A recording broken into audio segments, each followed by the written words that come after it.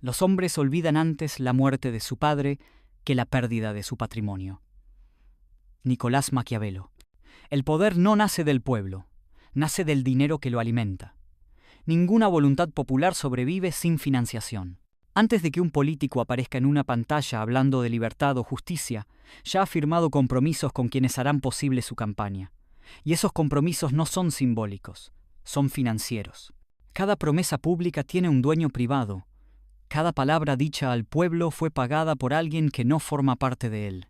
Los verdaderos patrocinadores de la política no aparecen en los carteles electorales. No dan discursos, no se exponen al voto, no piden aplausos. Actúan detrás del escenario, calculando riesgos, inversiones y retornos. Son bancos, corporaciones energéticas, conglomerados mediáticos, consorcios farmacéuticos, contratistas, grupos del agronegocio, empresas tecnológicas o de infraestructura. Cada uno financia a sus propios candidatos con la misma frialdad con la que diversifican un portafolio. No lo hacen por ideología, sino por rentabilidad. Y como toda inversión inteligente, se aseguran de estar presentes en los dos bandos. Gane quien gane, ellos nunca pierden. El político moderno no es un líder, es un gestor. Su papel consiste en administrar el poder de otros con la apariencia de autonomía. Las campañas electorales son la etapa visible de un proceso mucho más profundo, donde los recursos se distribuyen según la capacidad de obedecer. Quien paga por un candidato no compra un discurso, compra acceso, influencia y silencio. Y el que acepta el dinero acepta también la subordinación. No hay independencia posible dentro de un sistema que depende del financiamiento ajeno para existir. El ciudadano, sin embargo, sigue creyendo que la democracia es una expresión de la voluntad colectiva. Cree que el voto decide, cuando en realidad legitima lo que ya fue decidido por el dinero. La elección se convierte en un ritual de confirmación moral. El pueblo pone la fe. Los patrocinadores ponen el capital. Lo que se vende como participación popular es, en el fondo, una transferencia de legitimidad a quienes poseen los medios para fabricar consenso. Maquiavelo, que nunca creyó en los milagros políticos, habría entendido perfectamente este mecanismo. En su tiempo, los príncipes necesitaban ejércitos. Hoy necesitan financiación. El resultado es el mismo. El poder pertenece a quien garantiza su supervivencia. Por eso, ningún político que rechace el dinero de los grandes grupos llega lejos. Puede tener integridad, puede tener carisma, pero sin patrocinadores es invisible. La moral no compra espacios en televisión. La honestidad no imprime carteles ni paga asesores.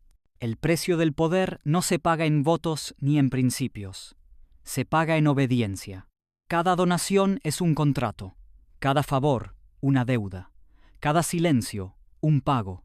Los políticos entran en la historia por la puerta del dinero y salen por la del descrédito, pero los patrocinadores permanecen. No necesitan justificar nada. Mientras el público discute ideas, ellos consolidan negocios. La política, entonces, no es el arte de gobernar. Es la administración elegante de los intereses que la financian. Y la tragedia del ciudadano moderno es seguir creyendo que el dinero solo compra cosas, cuando en realidad compra voluntades. Toda sociedad está gobernada por una minoría organizada. Gaetano Mosca. El dinero no entra en la política por casualidad, entra por estrategia. Y quienes lo introducen no son filántropos aburridos, son los dueños reales del acceso al poder. Mientras el ciudadano cree que los políticos ascienden gracias a su talento o al favor del pueblo, la realidad es más cruda. En el sistema moderno, solo llega al poder quien ya fue admitido por quienes pueden pagarlo. La entrada a la política tiene porteros, y esos porteros cobran caro. El financiamiento no es un gesto de apoyo, es una inversión con retorno garantizado. Los bancos compran estabilidad, las constructoras compran contratos, las empresas energéticas compran licencias, los conglomerados mediáticos compran influencia, las farmacéuticas compran regulación, las tecnológicas compran impunidad. Cada actor económico coloca su apuesta sobre un candidato distinto, como si la política fuera un casino donde las cartas ya están marcadas. La democracia se vuelve un espectáculo para distraer al público mientras los verdaderos jugadores pactan entre ellos. Un político sin patrocinadores es como un producto sin fabricante. Puede tener talento, pero no tendrá distribución. Los medios de comunicación, muchos de ellos financiados por los mismos grupos que financian campañas, deciden quién existe y quién no. El político viable no es el más preparado ni el más honesto.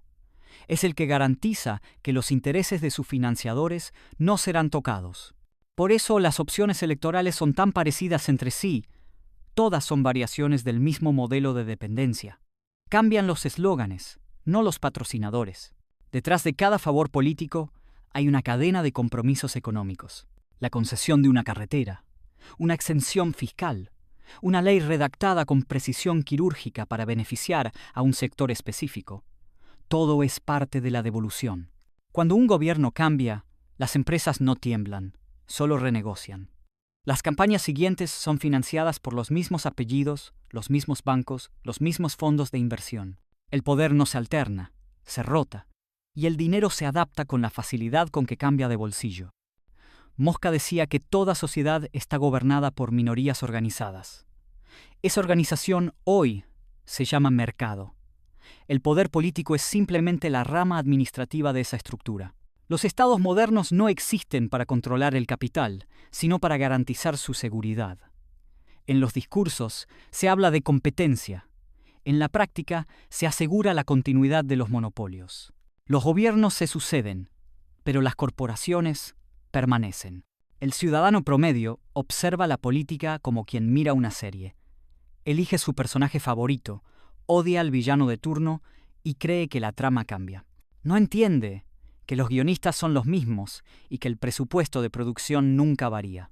Su voto es una forma de participación simbólica, una firma inconsciente que renueva el contrato social entre el poder político y sus patrocinadores. El acceso al poder no es una carrera abierta, es un club con membresía privada. Y los dueños de la entrada no son los votantes, son los inversores. Ellos deciden quién entra, cuánto dura y cuándo sale. Lo hacen sin discursos, sin pancartas y sin urnas, porque en la política moderna la verdadera soberanía no está en el pueblo, está en la chequera que abre las puertas del palacio. Las élites no desaparecen, solo se renuevan. Vilfredo Pareto. El dinero que entra en la política nunca se pierde. Circula, se transforma, vuelve y siempre regresa a las mismas manos. Lo que el ciudadano llama gasto público es en realidad una inversión privada con retorno estatal. Los gobiernos cambian, las siglas se renuevan, los discursos se actualizan, pero el dinero sigue el mismo camino. Del patrocinador al político, del político al Estado y del Estado nuevamente al patrocinador. Es un circuito perfecto, cerrado, autogestionado. Pareto lo entendió antes que nadie. Las élites no caen, se reciclan. Lo que cambia es el rostro, no la estructura. Cuando una administración cae en desgracia o un partido pierde legitimidad, los mismos intereses económicos se acomodan detrás de su sucesor. La alternancia de poder es solo la forma más elegante de perpetuar el mismo dominio. Así, la democracia se convierte en una especie de válvula de escape que permite al sistema oxigenarse sin alterar su esencia. El pueblo cree que reemplaza líderes. En realidad, reemplaza intermediarios. El dinero financia campañas, compra influencia y regresa multiplicado a través de contratos públicos, licitaciones, subsidios o deudas condonadas. Una empresa que dona millones a un candidato no está apostando por el futuro del país, está asegurando su balance del próximo año. Cuando su candidato gana, recibe de inmediato su recompensa: exenciones fiscales, leyes hechas a medida, acceso privilegiado a información o concesiones que bloquean a competidores. La inversión se recupera con intereses. Y cuando el candidato pierde, los mismos donantes financian al adversario para mantener el acceso. En la política moderna, la derrota no existe, solo la diversificación de portafolios. Los medios de comunicación cumplen un papel crucial en ese ciclo. No son simples observadores, son parte de la maquinaria.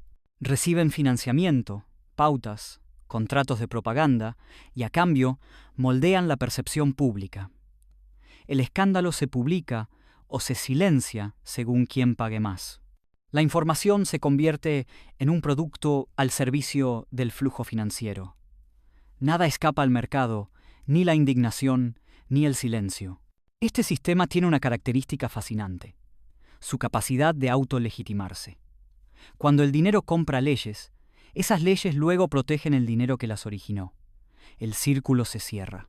Lo que en otro tiempo habría sido un crimen hoy se llama alianza público-privada. El robo dejó de ser delito cuando aprendió a cotizar en bolsa. El Estado ya no reprime la avaricia. La regula, la certifica, la convierte en política de desarrollo. El ciudadano medio, que imagina el poder como un conjunto de personas, no percibe la continuidad de las estructuras. Cambian los nombres, pero los contratos permanecen.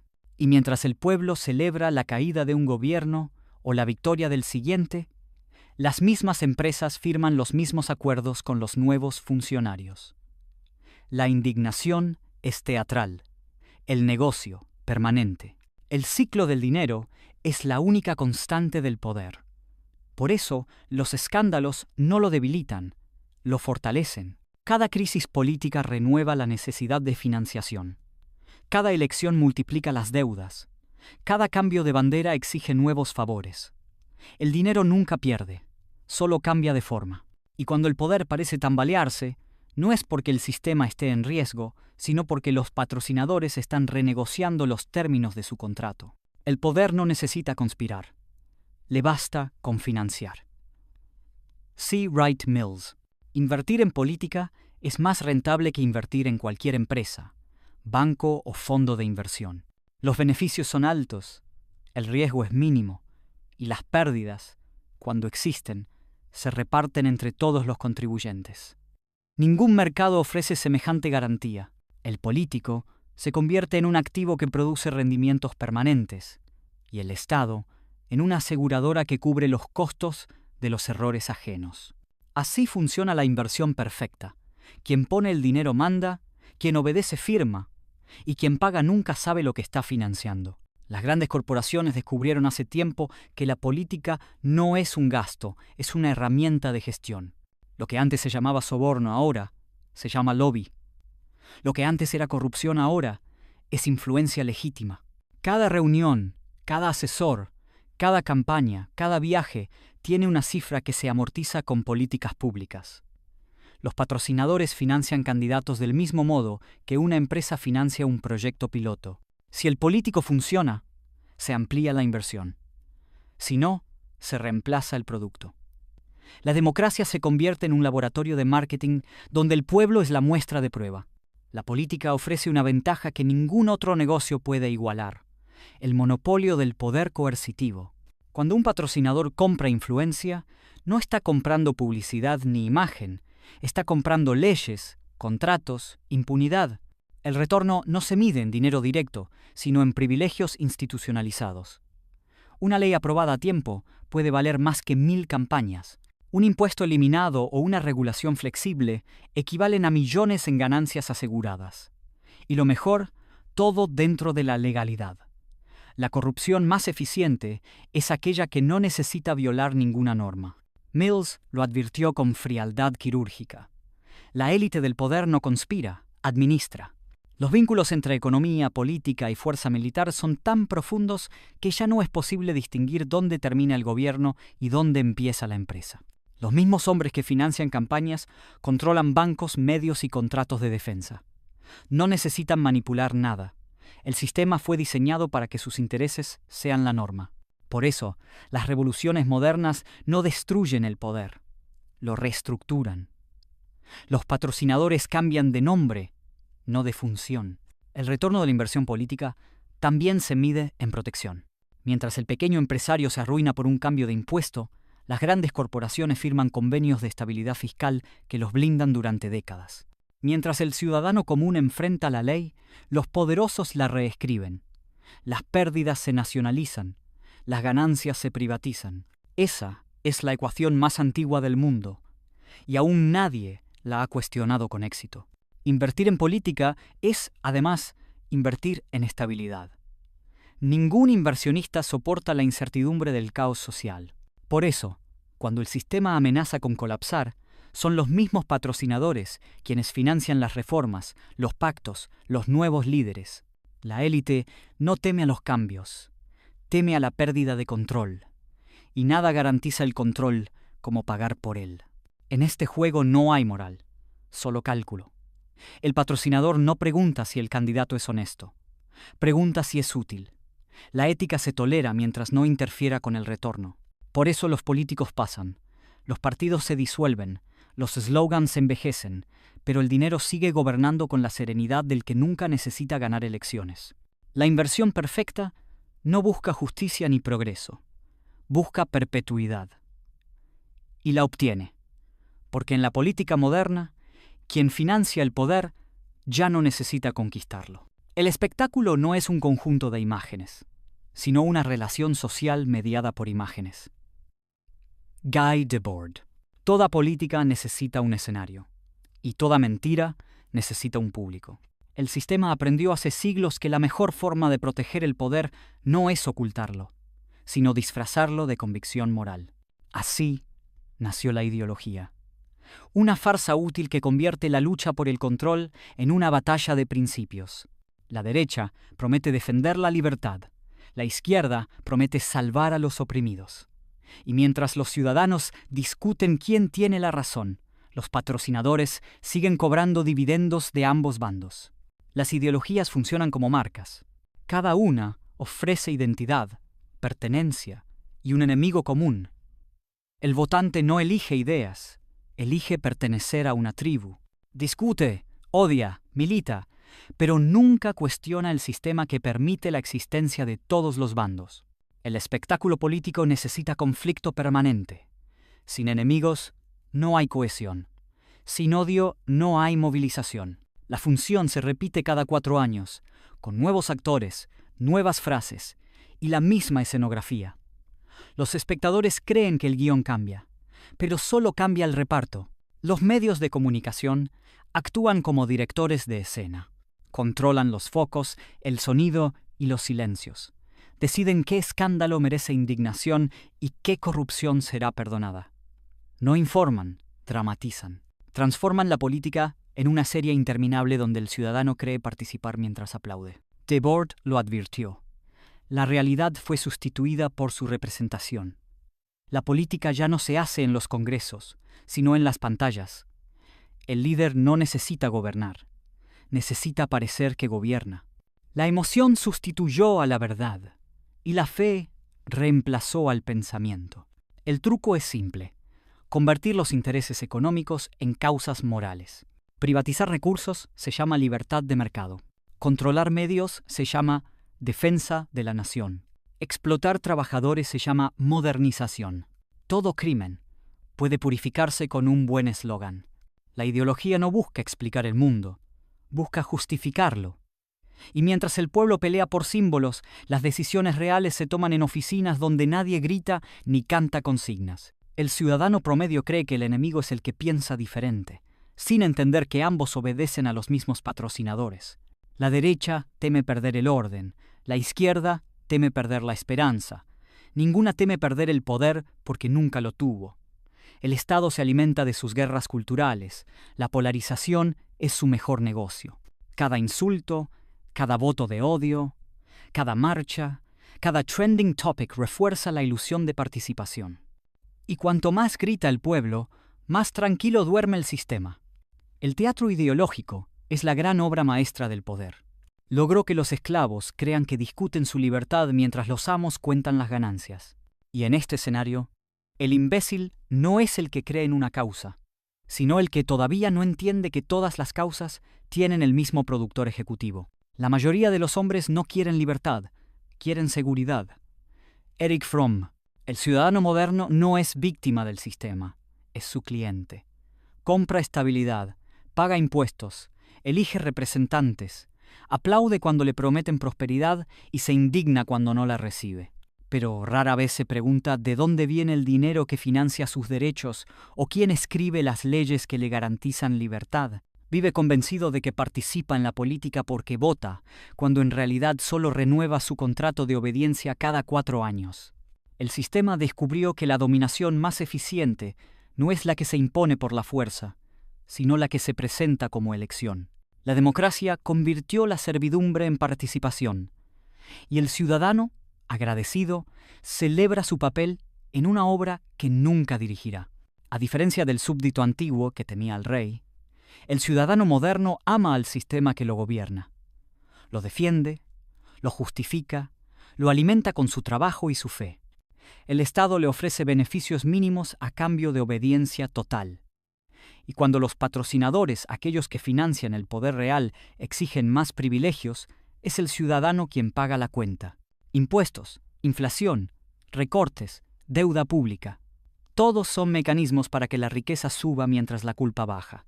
El ciudadano financia su propia sumisión y, lo que es peor, la llama progreso. Fromm explicó que la libertad da miedo porque obliga a pensar, y pensar significa enfrentarse a la incertidumbre. Por eso la mayoría prefiere una vida estable a una vida libre.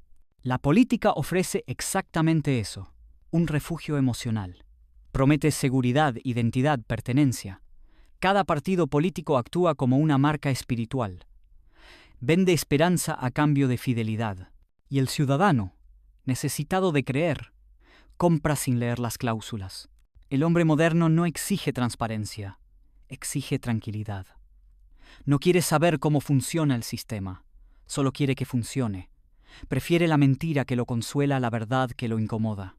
Se informa con titulares, vota por impulso y luego culpa a los demás cuando el resultado no cambia nada. Es accionista simbólico de una empresa que no le reparte dividendos, pero sí la ilusión de participación. Los gobiernos entendieron esa psicología a la perfección. Por eso los tratan como consumidores, no como ciudadanos. Les venden promesas, subsidios, enemigos, causas morales. Cada ciclo electoral es una nueva campaña de marketing político. Y mientras el pueblo se emociona con eslogans, los verdaderos dueños del poder siguen cobrando. El ciudadano no es esclavo, es cómplice. No trabaja para los poderosos por obligación, sino por hábito. La obediencia se volvió una forma de comodidad y la ignorancia, una forma de identidad. Repite frases que no entiende, defiende instituciones que no controla y llama patria a su miedo de quedarse solo. El sistema no necesita reprimirlo.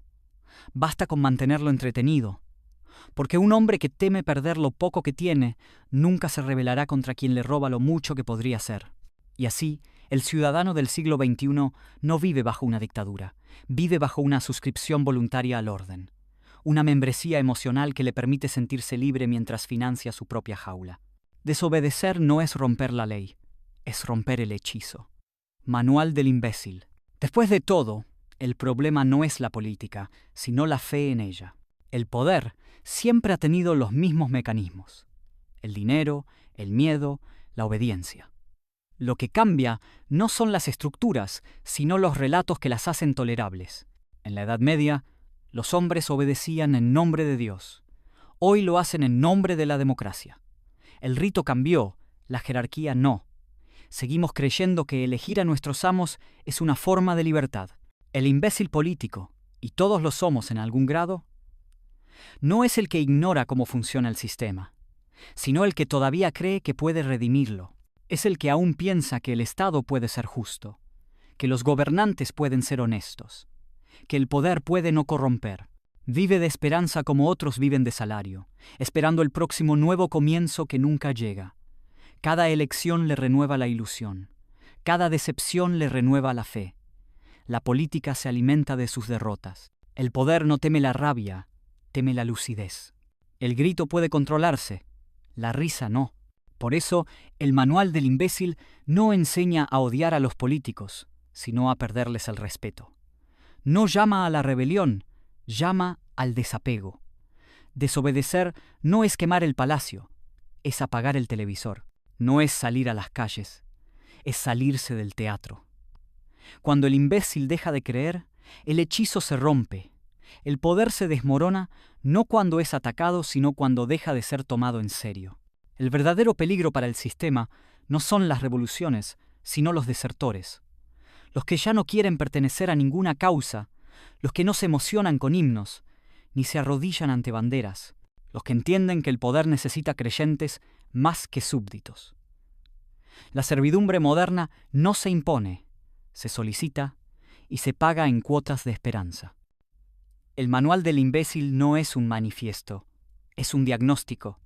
No ofrece soluciones ni promete futuro, porque la lucidez no salva, libera, y la libertad, a diferencia del poder, no necesita administradores. La política intenta organizar la esperanza, el imbécil redimido la desmantela. Aprende a vivir sin esperar milagros del Estado ni héroes del partido. Comprende que todo orden social es provisional y que todo poder necesita una dosis mínima de fe para seguir existiendo. El imbécil redimido ya no espera que el mundo mejore. Empieza a mejorarlo en el único territorio donde tiene soberanía, su propia conciencia. No confunde justicia con propaganda, ni libertad con consumo, ni pensamiento con voto. Sabe que el precio de la lucidez es la soledad, pero también que la ignorancia colectiva nunca fue un refugio, sino una jaula con música. La política sobrevive gracias a la esperanza de los idiotas. El poder sobrevive gracias a su obediencia. Y el imbécil redimido, el que rompe el hechizo, entiende al fin que la única forma de vencer al sistema es dejar de participar en su fe. Porque el último acto de libertad no es gritar por justicia ni marchar por derechos. Es mirar al poder a los ojos y no creerle nada.